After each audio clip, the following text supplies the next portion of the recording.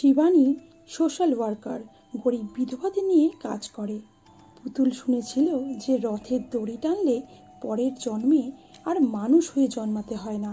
তাই সেদিন রথের দড়ি টেনে যখন সে ক্লান্ত হয়ে মন্দিরের সামনে বসে, একজন ব্যক্তি তাকে এসে প্রসাদ দেয় এবং সেই প্রসাদ খাওয়ার পর পুতুলের শরীরটা কেমন যেন খারাপ হতে থাকে এবং পুতুল কিছুক্ষণের মধ্যেই মাথা ঘুরিয়ে পড়ে যায়।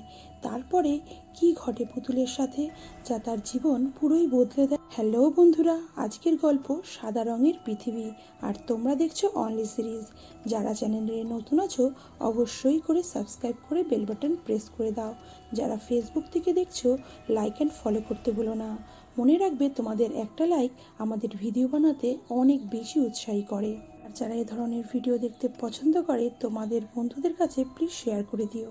কাহিনীর শুরুতেই আমরা দেখব সায়েন্টিস্ট মিস্টার মজুমদারকে কালী নামের একটি মেয়ে গুলি করে হত্যা করে। এরপর কাহিনী শিফট হয় শিবানীর কাছে। শিবানী একজন সোশ্যাল ওয়ার্কার এবং বেনারসে যে বিধবারা রয়েছে তাদের নিয়ে কাজ করে। শিবানী পার্টি পলিটিক্সের দিকেও এগোচ্ছে। তার সাক্ষাৎকার নিতে আসে একজন সাংবাদিক। এই হলো আভা সেন, যে কিনা মুক্তিমণ্ডপের মালিক। মুক্তিমণ্ডপ হলো এমন একটি বাড়ি যেখানে বেনারসে আসা দরিদ্র বিধবারা থাকতে পারে। আভার কাছে এক সাংবাদিক আসে এবং জানতে চায় যে সুরমা হালদার কোথায়।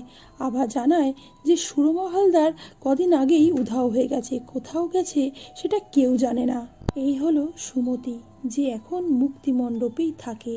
বৌভাতের রাতেই সুমতির বর মারা যায় এবং তাকে ডাইনি বলে সবাই গ্রাম ছাড়া করে। সুমতি তখন অগত্যা শঙ্কুদার হাত ধরে এই মুক্তিমণ্ডপে আশ্রয় নেয়। আসলে সুমতিকে যার সাথে বিয়ে দেওয়া হয়েছিল সে খুব নেশা করত, যেটা তাকে লুকিয়ে বিয়ে দেওয়া হচ্ছিল এবং বৌভাতের দিন সেই ব্যক্তি সারা দিন নেশা করেছে এবং রাত্রিবেলা সে মারা যায়। এই হলো পুতুল। পুতুলের বিয়ে হয়নি, কিন্তু তবুও সে মুক্তিমণ্ডপে বিধবাদের মতোই থাকে। পুতুল শুনেছিল যে রথের দড়ি টানলে পরের জন্মে আর মানুষ হয়ে জন্মাতে হয় না। তাই সেদিন রথের দড়ি টানার পর সে যখন এক মন্দিরে গিয়ে বসে, একজন অজ্ঞাত ব্যক্তি তাকে প্রসাদ দেয়। পুতুল প্রসাদটা খেয়েই অজ্ঞান হয়ে যায় এবং তার সাথে ঘটে যায় চরম সর্বনাশ। কিন্তু সেই ব্যক্তিকে পুতুল চিনে উঠতে পারেনি। পর থেকেই পুতুল সবকিছু ছেড়ে এইখানে চলে আসে। এই হলো ভৈর, যে মুক্তিমণ্ডপেই থাকে, যে বেলুড়ের মেয়ে এবং ভৈর এক সিদ্ধযোগিনী। তাই মানুষের অনেক কথাই ভৈর না বলতেই জেনে যায়। ভৈরর সাথে কেউ খারাপ করতে গেলে সে নাকি মারা যায়। ভৈরর বিয়ে হয়েছিল। তার স্বামী একদিন ভৈরকে খুব মারধর করে এবং তারপরেই সাপের কামড়ে সে মারা যায়। পর থেকেই ভৈর আশ্রয় নেয় এই মুক্তিমণ্ডপে। এই হলো করুণানন্দ, যে সংসার জীবন ত্যাগ করেছে এবং যে ছিল আভা সেনের স্বামী। করুণানন্দ এখন মনে মনে চায় এই মুক্তিমণ্ডপ ভেঙে যাতে প্রমোটিং হোক, তাতে তার কিছুটা লাভ আছে। এদিন ভৈর বুল্লি আর তার মাকে বলে, তোরা যে পাপ করছিস সেটা কিন্তু সবার সামনে তোদের বলতে হবে একদিন। তোরা এখন যতই চুপ করে থাকিস না কেন। এই হলো বুল্লি। খুব অল্প বয়সেই বুল্লিকে তার বাবা মা বিয়ে দেয়। বিয়ের কয়েক মাসের মধ্যেই বুল্লি বিধবা হয় এবং আশ্রয় নেয় এই মুক্তিমণ্ডপে। বুল্লি আর তার মা মিনতি এই মুক্তিমণ্ডপেই থাকে। ভৈরর কথা শুনে তারা একটু ভয় পায়। তখনই সেখানে লাল শাড়ি পরে সুমতি আসে এবং ভৈরর গায়ে গাল লাগিয়ে বসে। ভৈর তাকে দেখে খুবই বিরক্ত হয়। তাকে বলে, তুমি সাধু না ভণ্ড সেটা জানতে আমার বাকি নেই। কথা শুনে ভৈর আরো রেগে যায়, বলে, তুমি লাল শাড়ি পরো কেন সে কথা কি আমি জানি না? লাল শাড়ি পরলে বাবুরা কি বেশি টাকা দেবে তোমাকে? তুমি শিবানীর কাছে কি করতে যাও সে কথা কি আমি জানি না? তা শুনে সুমতির চোখে জল চলে আসে এবং ভৈর রেগে ওখান থেকে চলে যায়। এক প্রমোটার করুণানন্দর সাথে শিবানীর সাথে দেখা করতে আসে এবং তাকে প্রপোজাল দেয় যে মুক্তিমণ্ডপে তিনি একটা বড় হোটেল বানাতে চান এবং শিবানী যাতে তাদের হেল্প করে। শিবানী রেগে গিয়ে উত্তর দেয়, তাহলে ওই হোটেলে বিধবাদের থাকার ব্যবস্থা করুন, তাহলেই আমি আপনাদের সাহায্য করব। একথা শুনে ওই প্রমোটার ওখান থেকে চলে যায় এবং করুণানন্দ খুব রেগে যায়। করুণানন্দ বলে যে, তোমার স্বামী একজন বড় সায়েন্টিস্ট ছিলেন, তাকে এইভাবে মরতে হলো, তাকে অন্তত পদ্মভূষণ তো দেওয়া উচিত। তা শুনে শিবানী একটু থেমে যায় এবং এখানে আমরা জানতে পারি যে গল্পের প্রথমেই যে ব্যক্তি খুন হয়েছিলেন সে ব্যক্তি শিবানীর স্বামী কোনো একটা বড় কিছু আবিষ্কার করেছিলেন এবং যার ফলেই তাকে মরতে হয়েছিল। আর একটা কথা জানতে পারি যে শিবানীর যমজ বোন হলো ভবানী, যে মহিলাদের ট্রাফিকিংয়ের সঙ্গে যুক্ত। তাই করুণানন্দ তাকে ভয় দেখাতে চাইলে শিবানী বলে, আমার আর চিলি চিকেনের মধ্যে একটা মিল আছে, দুজনেই বোনলেস। এ কথা শুনে করুণানন্দ চুপ করে যায় এবং ওখান থেকে চলে যায়। এই হলো সুনীল, যে বিধবা মহিলাদের ট্রাফিকিংয়ের সাথে জড়িত, এবং সুনীল বিধবা মহিলাদের এনে কালীর হাতে তুলে দেয়। কালী কাজ করে শিবানীর বোন ভবানীর সাথে। 8 জনের ডেলিভারির কথা ছিল, কিন্তু সুনীল একজনকে খুঁজে পাচ্ছে না, তাই সে 7 জনকে ডেলিভারি দিয়েছে। কিন্তু আরেকজনকে কোথায় গেল সেজন্য কালী তাকে ধমক দেয় যে আরেকজনকে জোগাড় করে না দিলে তাকে কিন্তু ভবানী ছাড়বে না। কালী সুনীলকে হুমকি দিয়ে ফিরে যায় এবং তারপরেই আমরা দেখি সুনীল লক্ষ্মীকে ডাকে এবং এখানে আমরা জানতে পারি সুনীল ইচ্ছা করেই লক্ষ্মীকে লুকিয়ে রেখেছিল, কালীর হাতে তুলে দেয়নি, কারণ সে লক্ষ্মীকে পছন্দ করেছে এবং লক্ষ্মীর সাথে বিয়ে করতে চায়। কিন্তু লক্ষ্মী মোটেও সেটা চায় না, কারণ সুনীল লক্ষ্মীর থেকে ছোট আর লক্ষ্মী একজন বিধবা। সুনীল লক্ষ্মীকে বোঝায় তাতে তার কিছু যায় আসে না, সে লক্ষ্মীকে বিয়ে করতে চায়। এদিকে ভৈরর বলা কথার জন্য বুল্লির মা কান্না করছিল। তখনই আমরা দেখি ভৈর সব কিছুই দেখছে ওপর থেকে এবং সে বলে, পাপটা তোকে একদিন স্বীকার করতেই হবে। বুল্লির মা আরও ভয় পেয়ে যায়। সে সুমতি ভয় পায় যে সুরমাদি যেভাবে এখান থেকে উধাও হয়ে গেল তার আত্মা কি এখানে ঘোরাফেরা করছে, কিন্তু ঠাম্মি বলে তিনি থাকতে কারোর কোনো ক্ষতি হতে দেবেন না। এদিকে করুণানন্দ এখানে এসে সবাইকে ভয় দেখিয়ে গেছে যে এ বাড়ি অভিশপ্ত। সুমতি খুবই ভয় পেয়ে যায় এবং সবাইকে বলে, সময় থাকতে আমরা সকলেই এখান থেকে চলে যাই, চলো, না হলে হয়তো আমরা সবাই মারা যাব। ঠাম্মি সবাইকে আশ্বস্ত করার চেষ্টা করে। তখনই পুতুল জানতে চায় যে কোন পাপের কথা ভৈর বলছে। তখন মা জানায় যে সে একদিন রাস্তা দিয়ে আসছিল, তখনই রাস্তায় মাংসের গন্ধ তার নাকে আসে। সে আর তার মেয়ে মাংস খেতে খুব ভালোবাসতো। ওই কিছুক্ষণই ওই গন্ধটা পেয়ে প্রথমে তার গা গোলাচ্ছিল, তারপরে ওই গন্ধটা তার ভালো লাগতে শুরু করে। কিন্তু ওই কিছুক্ষণ সময় যা সেই গন্ধটা সে নিয়েছিল, আর কিন্তু সেরকম কিছুই সে করেনি। এ কথা শুনে সুমতি বলে, আমরা মুখে না বললেও সবার মনে কম বেশি এই ধরনের ইচ্ছে হয়।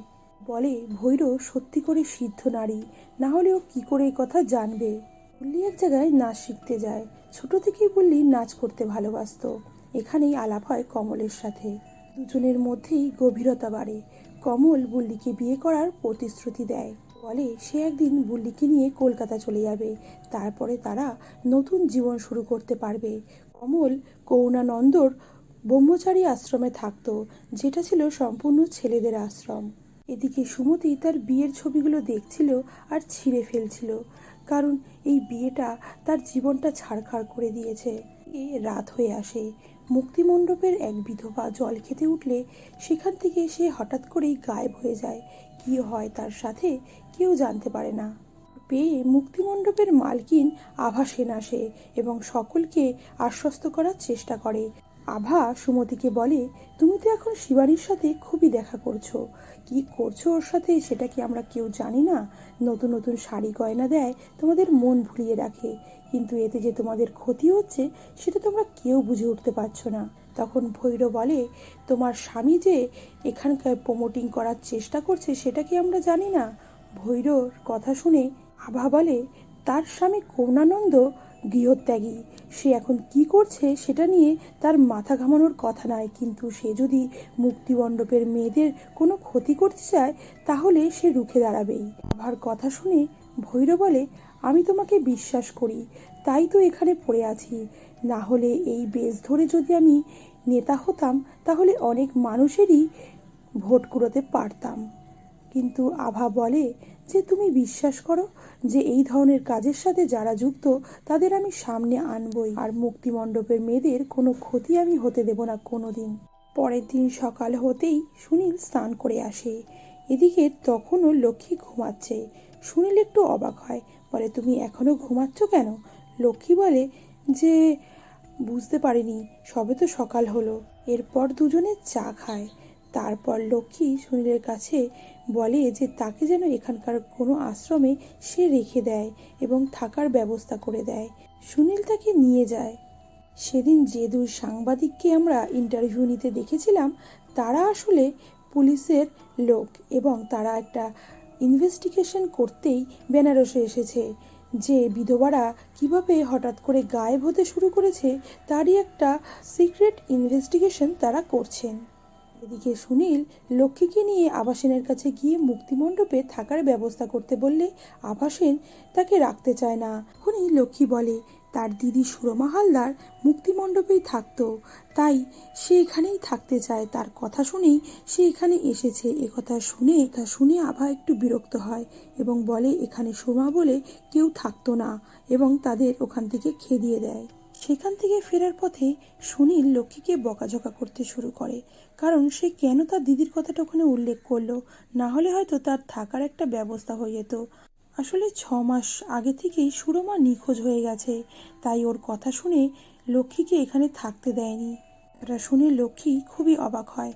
ঠিক তখনই সেখানে এক সাধু চলে আসে এবং সুনীলকে ভয় দেখায় যে তার কাজটা কেন এখনো হয়নি। সুনীল বলে আমি চেষ্টা করছি, তবে কবে করতে পারবো সেটা এখনো গ্যারান্টি দিতে পারছি না। সুনীল লক্ষ্মীকে নিয়ে ওখান থেকে পালাতে শুরু করে। ঠিক তখনই দেখা যায় যে ওই পুলিশ অফিসার তাদের দিকে নজর রাখছে। সুনীল লক্ষ্মীকে শিবানীর কাছে নিয়ে আসে এবং সুনীল শিবানীকে বলে সেদিন যদি আমি থাকতাম তাহলে হয়তো কেউ মারতে পারতো না। এ কথা শুনে শিবানী খুবই অবাক হয় এবং বলে তুমি কি জানো ওর মৃত্যুর ব্যাপারে? তখনই সুনীল বলে সেরকম কিছু নয়, তবে ওকে কারা মারতে চেয়েছিল সেটা আমি করতে পারি। সেটা হয়তো কালী বা তার সাগরেদরা করে থাকতে পারে। লক্ষ্মীর একটা থাকার ব্যবস্থা করে দিতে বলে মুক্তিমণ্ডপে, কিন্তু শিবানী বলে ওকে আমার পছন্দ হয়েছে, ও আমার বাড়িতেই থাকুক। কিন্তু লক্ষ্মী বলে না, আমি মুক্তিমণ্ডপেই থাকতে চাই, ওখানেই আমার দিদি থাকতো।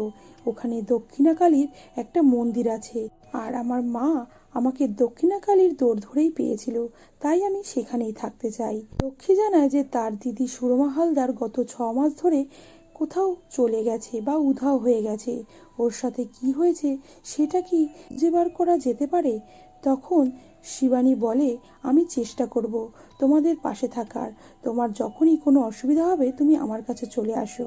এদিকে করুণানন্দ যায় তার স্ত্রী আভার সাথে দেখা করতে এবং বলে আমি ব্রহ্মচর্য গ্রহণ করেছি, আমি তোমার সংসারে কখনোই ফিরতে পারবো না।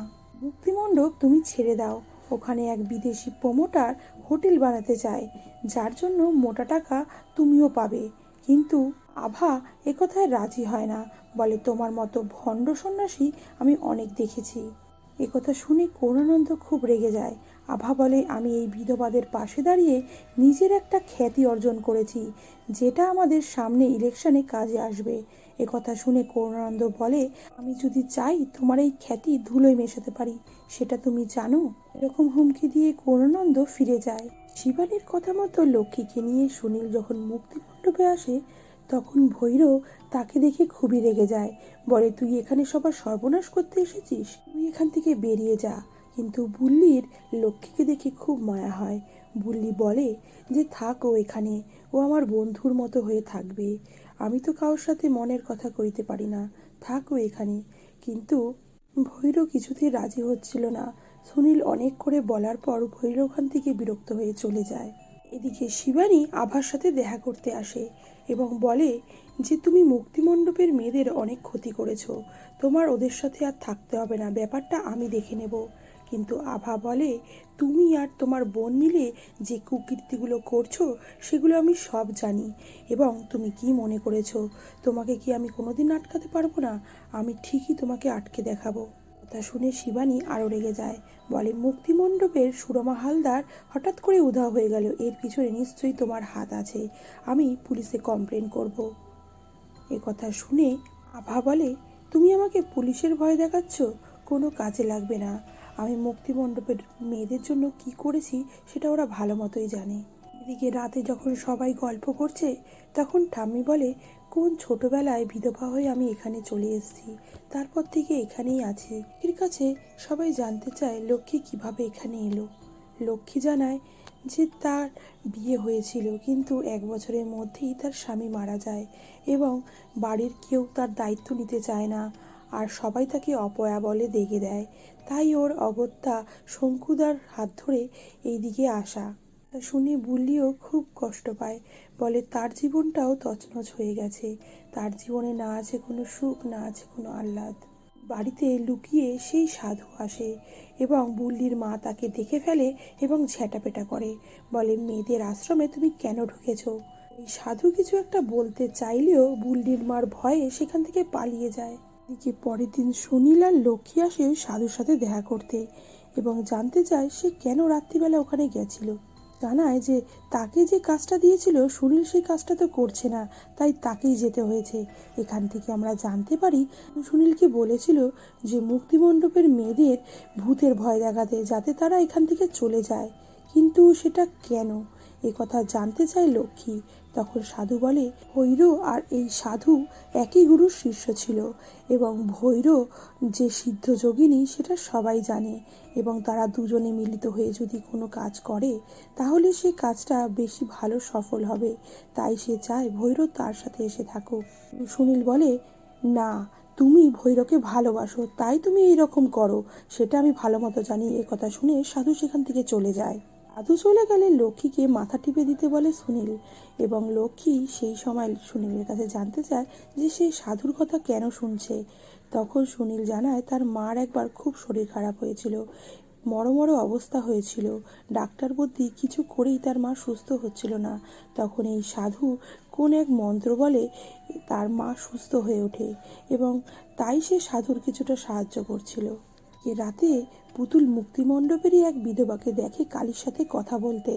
এটা দেখে পুতুল সেখান থেকে পালিয়ে যেতে যায়, কিন্তু কালী তাকে অজ্ঞান করে নিয়ে যায়।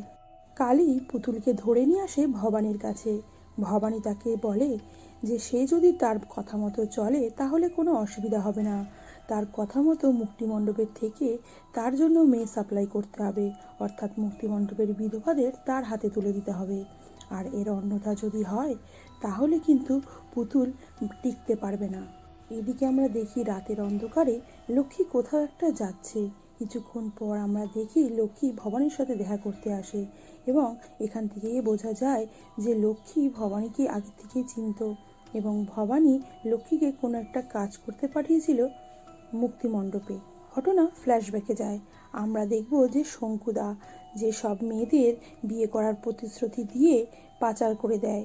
কালী ছিল একজন বিধবা এবং শঙ্কুদা তাকে বিয়ে করার প্রতিশ্রুতি দেয়, কিন্তু কালী যখন বিয়ে করার জন্য চাপ দেয় শঙ্কুদা তাকে একটা প্রসাদ খেতে দেয় এবং সেই ফাঁকে শঙ্কুদা তাকে অজ্ঞান করে ফেলে এবং পাচার করে দেয়। এখানে এসে কালী তার নিজের জীবন বাঁচানোর জন্য ভবানীর যমজ বোন ভবানীর কথা মতো কাজ করা শুরু করে দেয়। এই ভবানীর কথা মতো না চলার জন্য পুতুলকে ভবানী অকথ্য অত্যাচার করে। দিকে শঙ্কুদার ওপর গোপনে নজর রাখছিল ওই 2 পুলিশ অফিসার এবং একদিন সুযোগ বুঝে শঙ্কুদাকে আটক করে এবং তার কাছে জানতে চায় যে মহিলা পাচার কে করে। সে মার খেয়ে শঙ্কু আভা সেনের নাম নেয়। পুলিশ আভা সেনকে গ্রেপ্তার করে, বিধবা পাচারের কেস দেয়। এই খবর কালী গিয়ে করুণানন্দকে জানায় এবং এখানে তাদের কথোপকথনে আমরা জানতে পারি যে করুণানন্দ একটা প্ল্যান করেছে, আভাকে মহিলা পাচারের জন্য গ্রেপ্তার করে দেবে, যার ফলে পলিটিক্যাল লিডার হয়ে দাঁড়াবে শিবানী এবং কিছুদিন পর শিবানীকে মেরে তার জায়গায় ভবানীকে প্লেস করে দেবে করুণানন্দ। এই ছিল তার প্ল্যান। পরের দিনই মুক্তিমণ্ডপে পৌঁছে যায় পুতুলের নিথর দেহ, যেটা দেখি ওখানকার মহিলারা খুবই ভেঙে পড়ে। কিন্তু কিছুক্ষণ পরেই আমরা দেখব বুল্লি আর তার মা ঘরে চলে যাচ্ছে। সেটা দেখে লক্ষ্মীর একটু সন্দেহ হয় এবং লক্ষ্মী তাদের পিছু নেয়। বুল্লি আর তার মা ঘরে গিয়ে নমাজ পড়তে বসে এবং সেটা দেখে ফেলে লক্ষ্মী। লক্ষ্মী খুব অবাক হয় এবং বুল্লি লক্ষ্মীকে দেখে খুবই ভয় পেয়ে যায় এবং বলে একথা এখানে যেন সে কাউকে না জানায়। লক্ষ্মী বলে, আমার একথা কাউকে জানানোর প্রয়োজন নেই, কিন্তু তুমি কমলকে এই কথাটা জানিয়ে দিও। কমল তোমাকে খুবই ভালোবাসে, ও খুব ভালো ছেলে। বুল্লি জানায় তার বাবা তাদের ওপর খুব অত্যাচার করত, তাই তার হাত থেকে রেহাই পাওয়ার জন্যই তারা এখানে আত্মগোপন করে আছে। এদিকে আমরা দেখব যে সুমতি পুতুলের আইডি প্রুফ নিয়ে কোথাও একটা বেরিয়ে যাচ্ছে। কমলকে বুল্লি সবটা জানালে কমল করুণানন্দর কাছে নিয়ে যায় বুল্লিকে, কিন্তু করুণানন্দের কুদৃষ্টি বুল্লির ওপরে পড়ে। বুল্লি সেটা বুঝতেও পারে কিছুটা। এদিকে সুমতি করুণানন্দের সাথে দেখা করতে আসলে করুণানন্দ সুমতির সাথে ঘনিষ্ঠ হতে চায়। সুমতি করুণানন্দকে জানায় সে এখানে আর থাকতে চায় না, সে কলকাতায় যেতে চায়। করুণানন্দ বিরক্ত হয়ে তাকে কালীর হাতে তুলে দেয়। কালী সুমতিকে নিয়ে চলে আসে ভবানীর কাছে। ভবানী সুমতিকে নাচার কথা বললে সুমতি চুপ করে দাঁড়িয়ে থাকে। তখন ভবানী ভেতর থেকে আরও মহিলাদের ডাকে, তাদের নাচতে বললে তারাও চুপ করে দাঁড়িয়ে থাকলে ভবানী রেগে গিয়ে তাদের শ্যুট করে দেয় এবং সুমতিকে বলে, তুমি যদি আমার কথা না শোনো তোমার অবস্থাও এই রকম হবে। এদিকে ইন্সপেক্টর সুন্দর দেখা করতে আসে লক্ষ্মীর সাথে এবং বলে, আমি সেদিন তোমাকে দেখেই চিনতে পেরেছিলাম, তুমি লক্ষ্মী নও, তুমি হচ্ছ পরমা, সুরমার বোন। তোমার ফটো আমি খবরের কাগজে দেখেছি। সুন্দরের কথায় আমরা জানতে পারি যে সুন্দরের সাথে পরমার দিদি অর্থাৎ সুরমার দেখা হয়েছিল গ্রামে এবং তাদের একটা সম্পর্ক তৈরি হয়। কিন্তু যখন সুন্দর গ্রামে ছিল না তখন সুরমার বাবা তাকে জোর করে বিয়ে দিয়ে দেয় এবং তারপরেই সুরমার সাথে তার যোগাযোগ বিচ্ছিন্ন হয়ে যায়। কিন্তু একদিন এই বেনারসে এসে সুরমার সাথে তার দেখা হয়, তখন সুরমা বিধবা। সুন্দর তাও সুরমাকে আপন করতে চায়, কিন্তু সুরমা এখন সেটা চায়নি। সুরমা তাকে বলে তার এখানে থাকার একটা ব্যবস্থা করে দিতে। তখন সুরমাকে মুক্তিমণ্ডপে থাকার ব্যবস্থা করে দিয়েছিল সুন্দর। এই মুক্তিমণ্ডপে থাকার ব্যবস্থা করে দেওয়াটাই হয়তো কাল হয়েছে, কারণ 6 মাস আগে থেকেই সুরমার কোনো খোঁজ খবর সুন্দর পাচ্ছে না। তাই সে মনে করে যে সুরমার সাথে নিশ্চয়ই খারাপ কিছু একটা হয়ে গেছে, তাই তাকে খোঁজার জন্যই ইনভেস্টিগেশন শুরু করে সুন্দর। সুরমা আর পরমা দুই বোন। পরমাকে ছোটবেলায় টাকার অভাবে তার বাবা এক জায়গায় বিক্রি করে দিচ্ছিল। তখনই পরমার স্কুল মাস্টার তাকে ওখান থেকে বাঁচিয়ে নেয় এবং নিজের কাছে রেখে দেয়, কারণ মাস্টারমশাই ছিল নিঃসন্তান। তাকে নিয়ে কলকাতায় চলে এলে সুরমা আর পরমা আলাদা হয়ে যায়, কিন্তু পরমা তার দিদির সাথে যোগাযোগ রাখত। কিন্তু তার দিদিকে তার বাবা জোর করে এক জায়গায় বিয়ে দেওয়ার ফলে তাদের যোগাযোগ বিচ্ছিন্ন হয়ে যায়।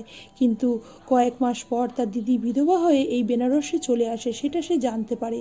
তারপরে দিদির নিখোঁজ হয়ে যাওয়ার খবরটাও সে পায়। মাস্টারমশাই পরমাকে ভালোই শিক্ষা দিয়েছে, সে এখন আইপিএস অফিসার, তাই ইনভেস্টিগেশন করার জন্য এখানে এসেছে। তোর এই র্যাকেটের সঙ্গে জড়িয়ে থাকা ব্যক্তির নাম বলতে চায় পরমাকে। ঠিক তখনই এক ব্যক্তি গুলি চালায় সুন্দরের ওপর এবং সুন্দর মারা যায়। পরমা ওই ব্যক্তির পিছু নেয়। পরমাকে দৌড়াতে দেখে সুনীলও দৌড়ে আসে পরমার পেছনে, কিন্তু ওই ব্যক্তি হঠাৎ করে কোথাও উধাও হয়ে যায়, তাই তারা কেউই খুঁজে পায় না। উনি সেখানে চলে আসে সুন্দরের সহকর্মী অফিসার এবং তিনি পরমাকেই তার খুনের জন্য দায়ী করলে পরমা নিজের আই কার্ড বের করে দেখায় এবং ওই ইন্সপেক্টর তাকে স্যালুট জানায়। সুনীলও ঘটনাটা দেখে বেশ হকচকিয়ে যায়। এখানে ফ্ল্যাশব্যাকে একটা ঘটনা দেখানো হয়, যেখানে আমরা দেখি যে কাহিনীর শুরুতে যে ডক্টর মজুমদার মারা গেছিলেন তার সাথে একটা কনফারেন্সে দেখা হয়েছিল পরমার। তিনি পরমাকে জানিয়েছিলেন যে বেনারসে যে ট্রাফিকিংটা চলছে তার সাথে হয়তো তার দিদি নিখোঁজের ঘটনাটা জড়িত। এই সংক্রান্ত সমস্ত ইনফরমেশন তিনি একটা ডায়েরিতে লিখে রাখছেন, যেটা তিনি পরমাকে দিতে চান। ঘটনা আবার বর্তমানে আসে। করুণানন্দ দেখা করতে আসে ভবানীর সাথে এবং সেখানে তারা একটা প্ল্যান করে মুক্তিমণ্ডপ খালি করার জন্য। তখনই ভবানী সুমতিকে ডেকে পাঠায় জল নিয়ে আসার জন্য। সুমতি সেখানে জল নিয়ে আসলে সুমতিকে শ্যুট করে মেরে ফেলে ভবানী। ঘটনাটি দেখে করুণানন্দ একটু হকচকিয়ে যায়। ভবানী বলে, সকাল থেকে একটাও পাখি মারতে পারেনি, তাই হাতটা উসখুস করছিল। রাতে যখন মুক্তিমণ্ডপে সবাই বসে আছে তখনই এক বিধবা মহিলা এক টিফিন কারি ভর্তি মাংস নিয়ে আসে এবং বলে, তোমরা খেলে খাও, না খেলে না খাও, আমি তো খাবো। মাংসের গন্ধ পেয়ে বুল্লি সেখানে ছুটে যায়। সবাইকে বারণ করলেও বুল্লি সে কথা শোনে না এবং মাংসের পিসটা যখন মুখে তুলতে যায় সে বুঝে যায় যে এটা গরুর মাংস। তাই সকলকে মাংস খেতে বারণ করে দেয় বুল্লি। ঠিক তখনই সেখানে কালী চলে আসে তার দলবল নিয়ে এবং বিধবা হয়েও গরুর মাংস খাচ্ছে এই অপরাধে সকলকে মারতে শুরু করে দেয়। এই পুরো ব্যাপারটাই করুণানন্দের প্ল্যান মাফিক চলছিল। তিনি মুক্তিমণ্ডপ খালি করানোর জন্য এই ধরনের প্ল্যান করেছেন এবং কালীকে অর্ডার দিয়েছেন বুল্লিকে যাতে তার কাছে নিয়ে যাওয়া হয়। তাই কালী বুল্লিকে জোর করে ওখান থেকে নিয়ে যায়। দলের লোকেরা বিধবাদের খুব মারধর শুরু করে, যেটা জানতে পেরে সুনীল বাইরে আসা আভাকে জানায় এবং আভা পুলিশ নিয়ে সেখানে চলে আসে। ততক্ষণে অবশ্য ওই গুন্ডারা নিরীহ বিধবাদের মারতে মারতে মেরেই ফেলেছে। নিরীহ বিধবাদের এই পরিণতি দেখে আভা খুবই কষ্ট পায়। ঘাটে এসে পৌঁছায় ভবানী, আর সেখানেই বুল্লিকে নিয়ে আসে কালী। ভবানী বুল্লিকে করুণানন্দের কাছে নিয়ে যেতে চাইলে সেখানে লুকিয়ে থাকা পরমার টিম ওদের আটকানোর জন্য এগিয়ে আসে। এটা দেখে ভবানী হকচকিয়ে যায়। পরমা কালীকে বলে যে তার কাছে যে প্রমাণগুলো আছে ভবানীর এগেনস্টে সেগুলো যাতে তাকে হ্যান্ড ওভার করে। শুনে ভবানী খুবই রেগে যায় এবং ভবানী নিজেই বলে যে সে জানে যে সুরমা পরমার দিদি। সুরমা শিবানীর বাড়িতে গিয়ে সেখানে ভবানীর টেপ রেকর্ডার এবং একটা পরচুল পায়, যেটা দেখে সে বুঝে যায় যে শিবানী আর ভবানী একই ব্যক্তি, দুজনে আলাদা নয়। আর যার ফলে শিবানী তাকে পৃথিবী থেকে সরিয়ে ফেলে। ওই পরচুল এবং চশমা যখন কালী নিজের ব্যাগ থেকে বের করে তখন সেটা ভবানী টেনে নেয় এবং নিজেই সেটা পড়তে থাকে। পরমা জানতে চায় যে ডক্টর মজুমদারকে তিনি কেন পৃথিবী থেকে সরিয়েছেন। ভবানী বলে তার স্বামী তার বিরুদ্ধেই একটা ডায়েরি লিখছিল, সেটা সে দেখে ফেলে, যার ফলে তাকে সে পৃথিবী থেকে সরিয়ে ফেলে। একথা বলে কালীকে ভবানী মেরে ফেলে এবং পরমা গুলি চালাতে বাধ্য হয়। শিবানী ওরফে ভবানী মারা যায়। ঘটনার 1 বছর কেটে গেছে। আভা আবার নতুন করে তার মুক্তিমণ্ডপ সাজিয়ে তুলেছে এবং একইভাবে সমাজসেবা করে চলেছে।